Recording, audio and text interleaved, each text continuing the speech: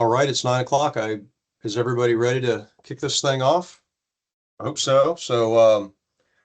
Welcome to the end of week 3. It seems like it's been a blur since last week when a lot of us were up here and for PE days. So I'm going to go through the list here. Let me get us going. Hopefully everybody's had a chance to access it or at least is aware of where we're storing these things on the website now. We are continuing to post these every week with an updated version. This is got updated yesterday afternoon. So pretty current. I'm just going to dive through what's moving. That's all going to be at the top of the list, and the things that are kind of towards the bottom have had little action, and I'm going to kind of go through those pretty quickly so there's time to maybe for some Q&A at the end.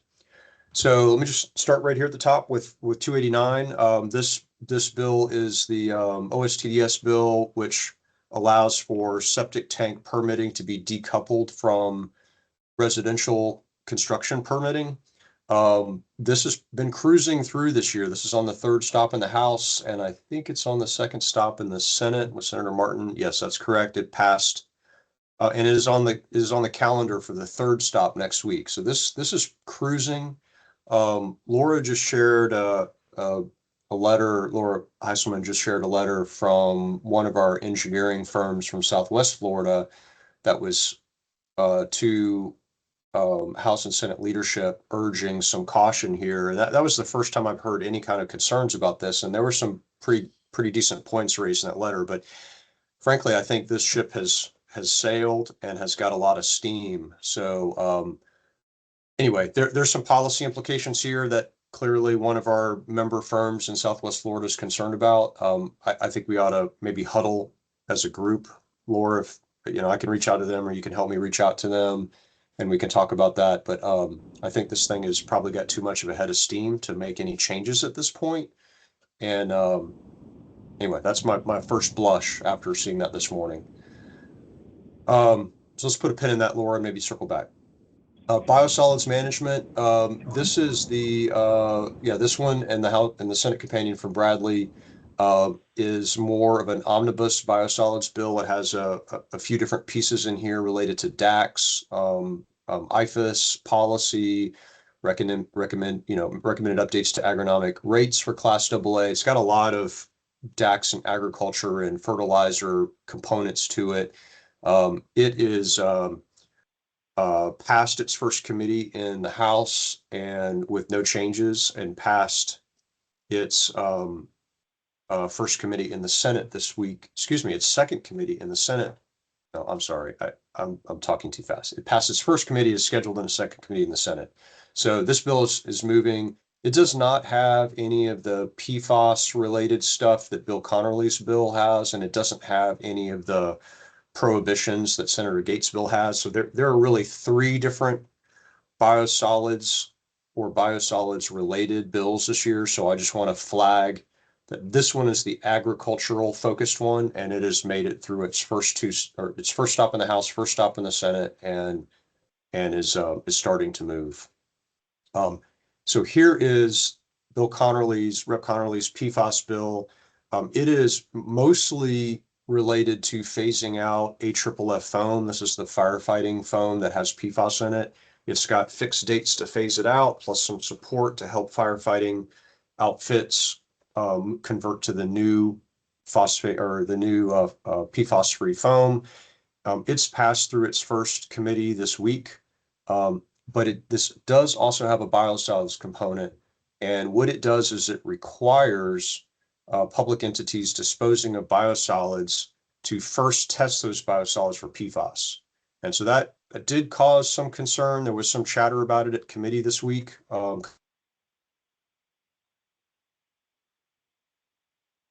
Did we lose Jeff? It seems that way, yeah. Hang tight, everybody. I'm sure I'll be right back. Well, this gives me the opportunity to thank Laura and the whole team for great days, and all of you that came to PE days last week. Feels like last year. It was really an exciting time, and lots of great participation and engagement. If you did attend, you received a survey to let us know how we did and also how your meeting, to provide feedback on how your meetings went. And so if you did attend and have that survey, please take a few minutes and let us know how things went. If you didn't receive the survey, please feel free to just email Laura and me with any feedback that you heard. We did hear some interesting kind of tidbits from folks, particularly about the budget, which is driving sort of our strategy for developing tools and resources to help with the advocacy effort overall. So yeah, please let us know what kind of feedback you have, not just on the event, but also on your meetings. And then I'll just update you. Yesterday, I had a meeting, or I participated in a meeting with the coalition of folks about the bill. And I don't have the number right in front of me, but it is about the it's a material preference and Jeff's back. Thank God, Jeff. Go I'm ahead. so sorry. I could hear y'all, but something Oh. obviously crapped out on the Okay. technology side. I've just rebooted. Jeff, you had just mentioned something about the requirement to test for Yeah. PFAS. Thank you, Nick. That's where we lost you. Okay, so the bill got amended to set a minimum threshold for facility size. So it will exempt small facilities that generate biosolids from the PFAS testing requirement. And let me show you. Hold on, let me get this thing sharing again, because I'll see that I've lost my sharing. All right, so let me show you how to use the tool here. So if you click on the bill, because I don't remember what the threshold is, but we can do this together. It just happened. Crap. Can you hear me? We can hear you. We can hear Okay. you. I guess I just lost my camera. All right. So if you click on the bill, then it will pop up here. You guys see that? And my computer is just lagging. I don't know if it's internet or my computer. Guys, still hear me? Yep, still hear you. Okay. All right. My mouse is stuck. I'm trying to do maybe I'm trying to do too many windows at once. If you click on 1019 there, Nick, and then you go down to, and I know it's hanging, so you can't see it, or at least I can't, but you can click on the amendment, and that amendment will pop up in a PDF, and you can see what the change was. I'm very frustrated because my mouse is frozen now. What the heck is going on here? All right.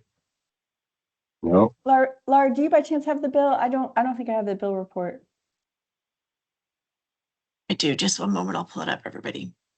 Jeff, why don't we we'll let Laura share Let it, Laura and then drive?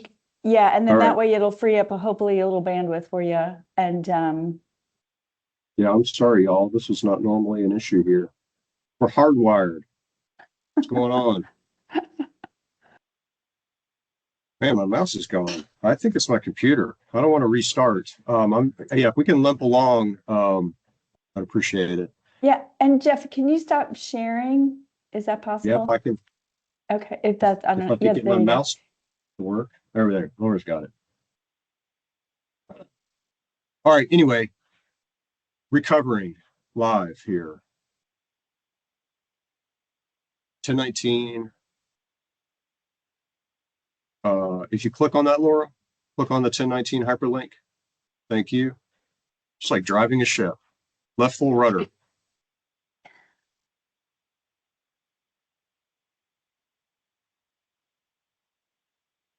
I don't see the pop-up.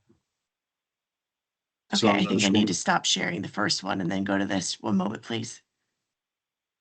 If you have multiple screens, it'll pop up in a separate screen. Where's my mouse?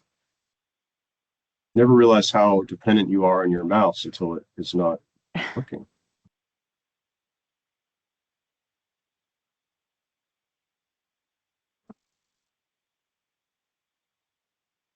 Can you see it now? Yeah. Yes.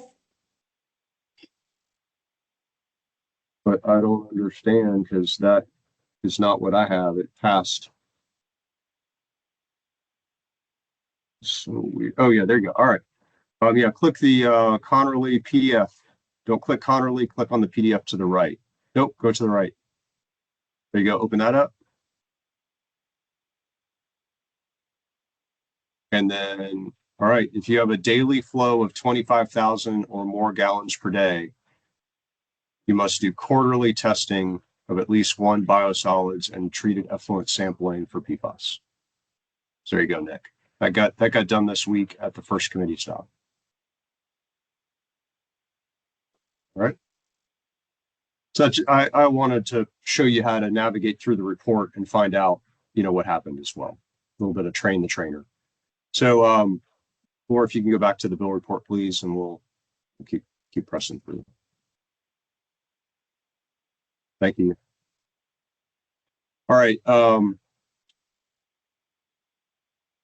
Okay. The release of conservation bills. Wow, this is going to be harder for me too, because I also am relying on clicking on these things.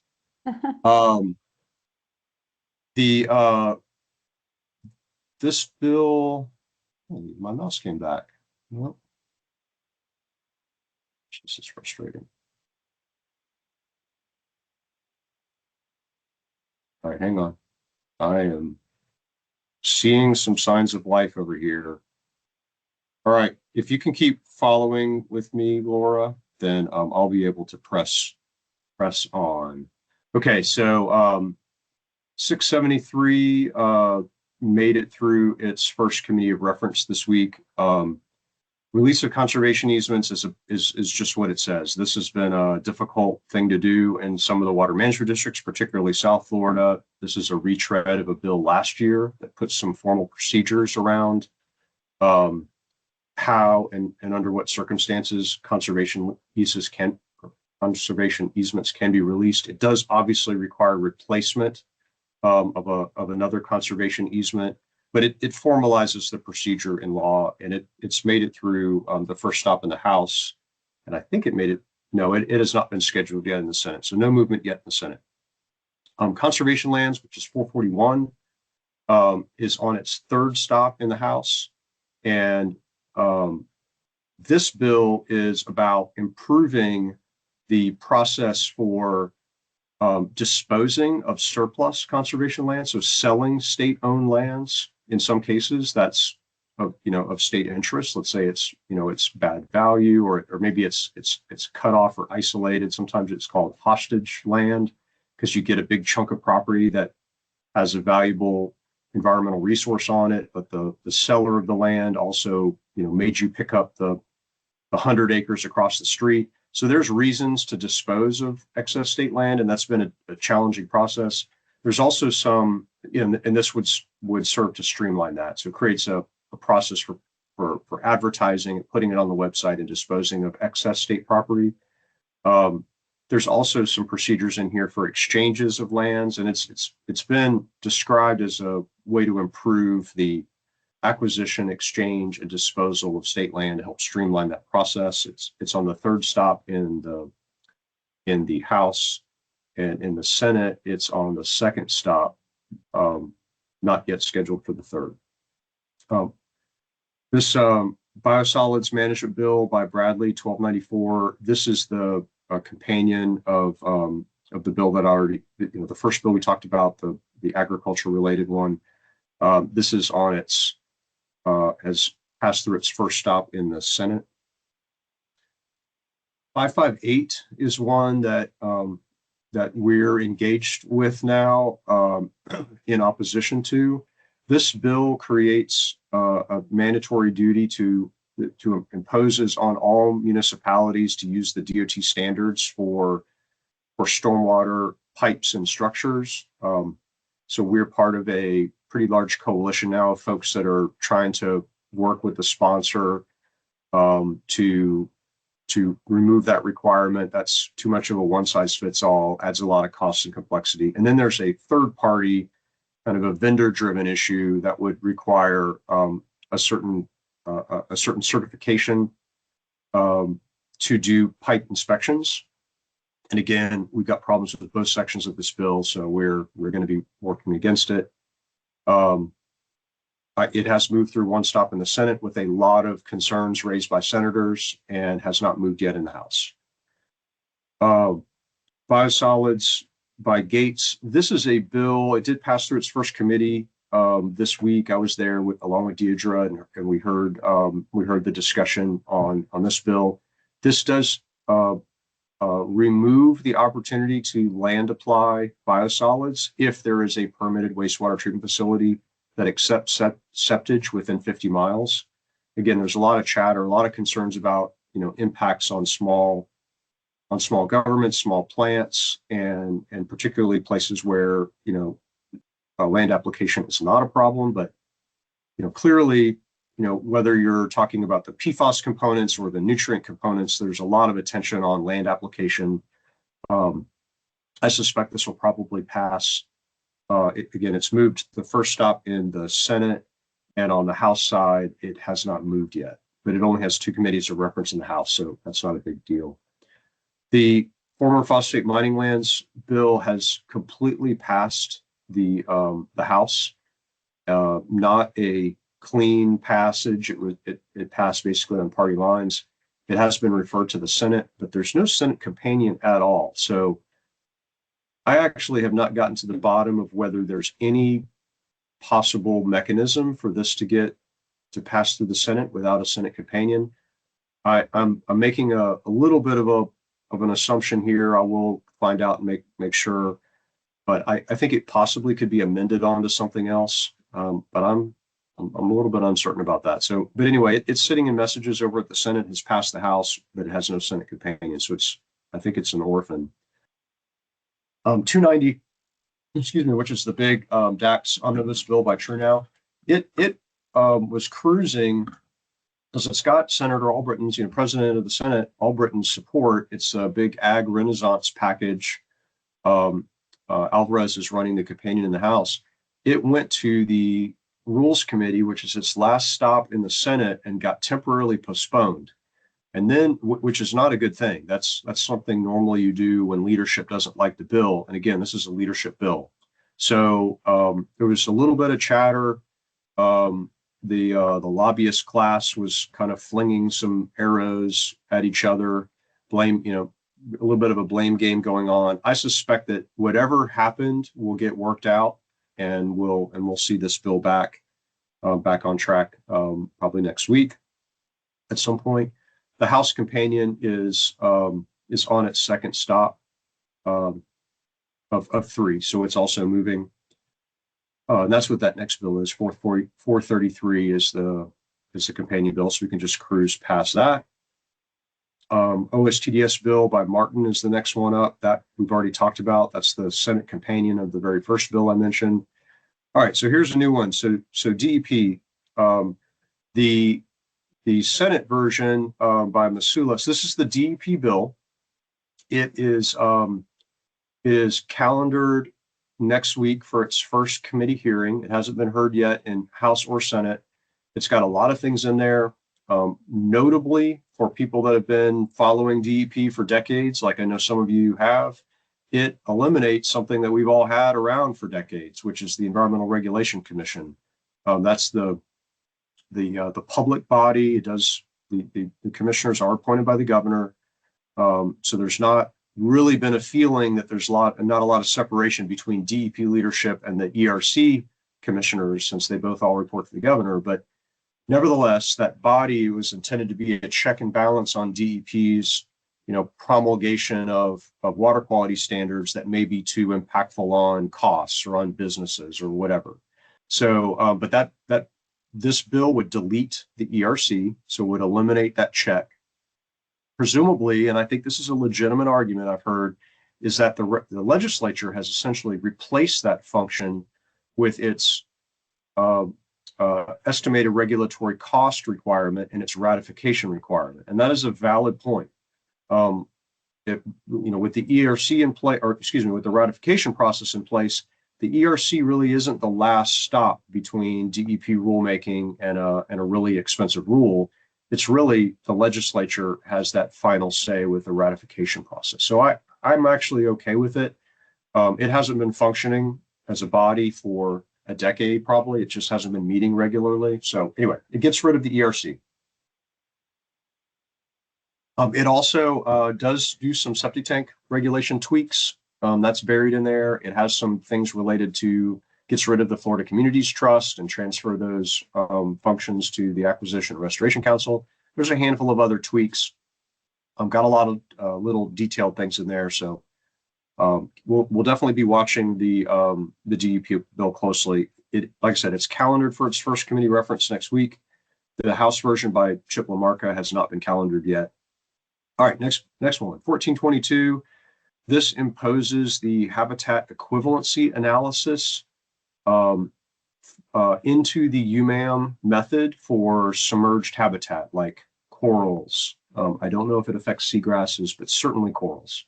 It hasn't been moving at all, but we're keeping an eye on that. 1422. Oh, excuse me. It is calendared for its first reference next week. So it will be heard in the Senate next week for the first time. It's the House version that hasn't been moving yet. All right, 1386. The implementation of the recommendations of the Blue Green Algae Task Force by Senator Smith has not moved, and there's no House companion. I don't see this thing having much of a chance. All right, 848 by TrueNow. This is stormwater treatment. It affects the engineered stormwater management systems as a tool in the toolbox for compensating stormwater treatment. The House version hasn't moved. The Senate version has passed one committee of reference. There is a compromise that is supposed to be in the works. I say that because I'm supposed to be working on it, and I'll have more to report, and I'll report through the Water Resources Committee and Environmental Committee on our work with the sponsor and the bill proponent. Land and Water Management by Maggard. This is the preemption of local government regulations that would preempt all of those functions into the state. It did pass the first committee of reference in the House. Along party lines, there was a lot of teeth gnashing about that, but is I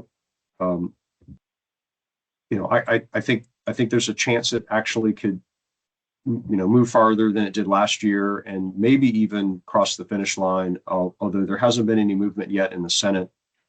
I suspect that this bill is one of these bills that catches a lot of attention and gets a lot of local governments nervous about the legislature being willing and able to preempt their authority, and maybe just is a statement bill that keeps the local governments from getting a little bit out over their skis on regulatory burdens, and I think that since there's a lot of discussion in the legislature about affordability this year, a lot of efforts to try to streamline some programs, I think this may just be a shot across the bow to get their attention. I'm doing a lot of speculation right now. I hope Laura can just edit everything I just said out. All right. Stormwater treatment. This is the House companion for the TrueNow bill. And then now we're starting to get to a lot of companion bills and kind of towards the bottom of the list now. 1417 by LaMarca is the House companion of the DEP bill. 1285 is the House companion to Senator Gates biosolids bill that we already talked about. Conservation lands. This is the Senate companion to that bill we've already talked about. All right, here's a new one. Beach management by Leak. This does affect the critical erosion designation process. I heard this bill on its first committee stop in the Senate. It did pass unanimously. A lot of questions about how beaches are designated as critically eroded. There's some tweaks to that process in this bill. I haven't done really any detailed analysis of it, but I'm just keeping an eye on it. It did move through the first committee, has not been referenced to the second in the Senate, and in the House, it has not moved at all. All right, 1089 has had no movement. This is the, prohibits a solid waste, waste to energy facility in, I think, Western Broward or Central Broward or Central Miami-Dade. And it hasn't had any movement in the House. On the Senate, it did get referenced to, or it's scheduled for its current first committee reference in the Senate next week. So it's starting to get a little bit of movement. The data centers bill is on our list only because it imposes some consumptive use permitting limitations on this type of facility, a data center facility. So we are keeping an eye on it. There hasn't been any movement in the House, and there is no Senate companion. So not sure what's going on with this bill, but we are keeping a watch on it. All right, infill redevelopment is another one that probably wouldn't normally get flagged in an environment, but there's a component in here that affects eligibility for this type of infill redevelopment, and it right now it would allow infill to occur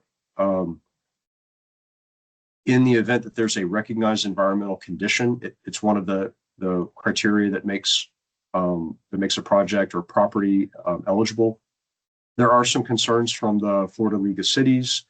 They've reached out to the brownfields community for some input on this. I do work for the brownfields folks, so I'm keeping an eye on this for them. Nick, this may be something that you're interested in, and I'll report on this. There hasn't been any movement yet, but if it starts to pick up some steam or if there's some changes made, I'll let y'all know. On the Senate side, Cataleude's infill redevelopment bill did pass the first committee stop, so there's still plenty of time to work on this, but not a lot of movement yet. The 1196 is the Senate companion to that waste to energy bill I just mentioned. All right, so water management districts is Broder's bill, and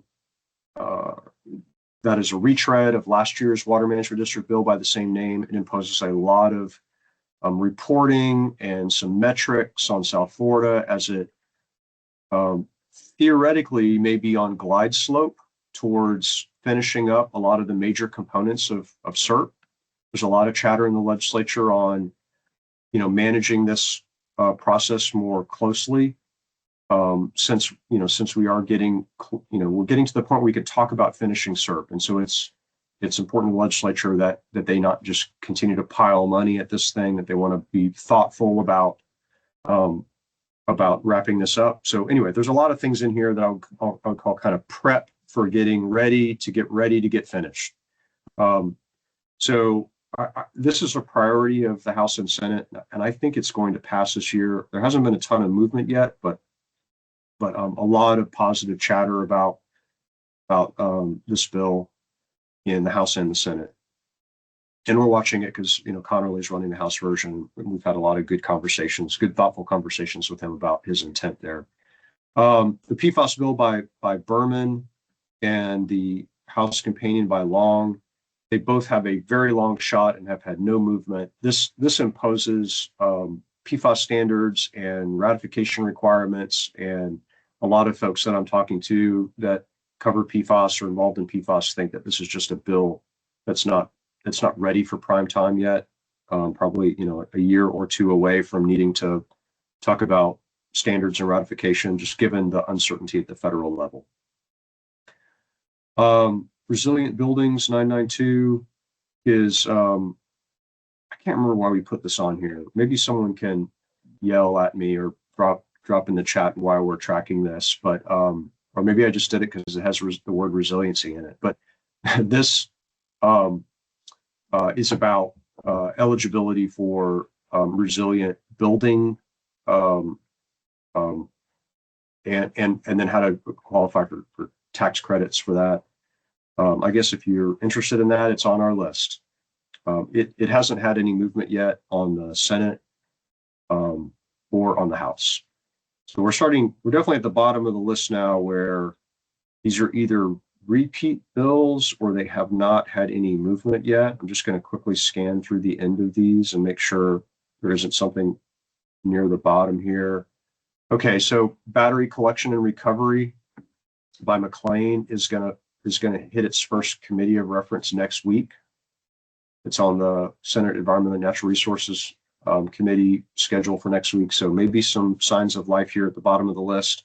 This is a new program, would create a battery safety office within DEP, and it's really intended to address the fact that we've got so many more batteries in our lives now, and a program to improve recycling and recovery and all that. So, all right, I know I promised more time, and I know we had a technical glitch at the beginning. I think the rest of these have not moved or are not moving right now, and so I'm just gonna recognize that it's 9:31 and beg your forgiveness for not leaving extra time for questions. Could I ask one really quick Sure. procedural question? Yes, sir. So as these bills simultaneously in the House and Senate move in a parallel track, and there's an amendment that's made, how does the other side know that an amendment has been made? Because don't they eventually have to come together to some agreement? They do. They do. They do know, and they do have to come together, and that's normally just worked out through the processes. You know, they're two different tracks on purpose, so you can kind of test drive different things. Sometimes an amendment will make some progress on one side and will not on the other, and that amendment might be the reason why the two parties or the two chambers don't agree and the bill dies. But a lot of times that amendment making process is how tweaks and improvements get made through the process, and you kind of have two different chances to do that with the two different sides. Got it. And then Thank you. when they get to the floor is when they really start arm wrestling. If they're in two different forms, by the time they get to the floor, they will pass those different versions back and forth until they're reconciled, or unless they can't reconcile their differences. So then it just dies. Got it. Thank you. You're welcome. Yeah, Justin, go ahead. With the bill for wrapping up CERT, does that include Western Everglades, the work funds that are typically associated with that, or is that specifically excluded? Jesse, I hope that your takeaway isn't the bill wraps up CERP. I really didn't mean it to convey it that way. This is really mostly intended to address reporting, capturing funding progress, identifying remaining funding needs, and just tightening up the feedback loop between what the South Florida Water Management District needs to, as it continues its rapid pace of starting and constructing and finishing projects, and what the legislative appropriation requests are going to need to be over the next, say, decade. And so it's just a framework for more closely tracking and monitoring progress and remaining appropriation needs. I hope that's a better answer. Okay. I don't think that's across the board on all of them, right? It's the Western Everglades. It's the entire Everglades restoration program, not just CERT. Thank you. Yes, sir.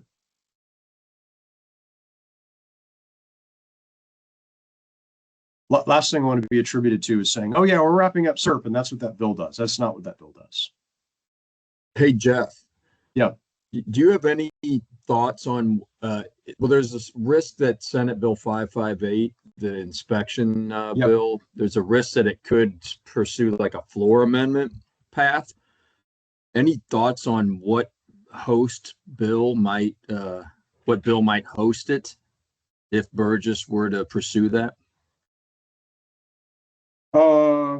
It would have to be a related subject matter, and right now, I don't think there's another related subject matter bill that it could get amended onto, but I will think about that some more. Maybe the DEP bill is a possibility, but the True Now one?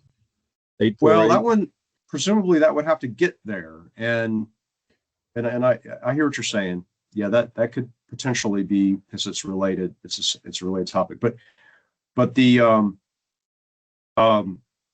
that isn't something that Burgess can do on his own. Like the sponsor of the recipient bill, if you're trying to amend it onto something else, they get a vote. All the people that are protecting the interests of the bill that would receive a floor amendment, they get a vote. I mean, that would be a very difficult path for Burgess to do on his own. And then you know, and then it would have to go over to the house and receive favorable treatment over there. So it would have to, there's a lot of parties that have to be involved and consent to that involvement for somebody to be able to do a floor amendment and get a, you know, kind of sneak a provision in at the last second. True that. He did it last year, though. I understand, but I think it killed that bill, didn't it? I think it killed the bill. Pardon? I think it killed the bill when he did it. I thought This he didn't pass. carved some language out and put it into 180. Oh, no, you're right. The inspection language, some of the inspection stuff. Yeah. Yeah, I hear you. I understand. Yeah. We'll chew on that one. Thank you. No, I will. And thank you for bringing that up. All right. Well, this has been a good discussion this morning. I know we're late. Thanks everybody for your time and attention, and sorry for the technical glitches. And thank you, Laura, for helping me do that, overcome that. And y'all have a great weekend. We'll talk to you next week. Thank you. Thank you. Thanks, everyone. Good job.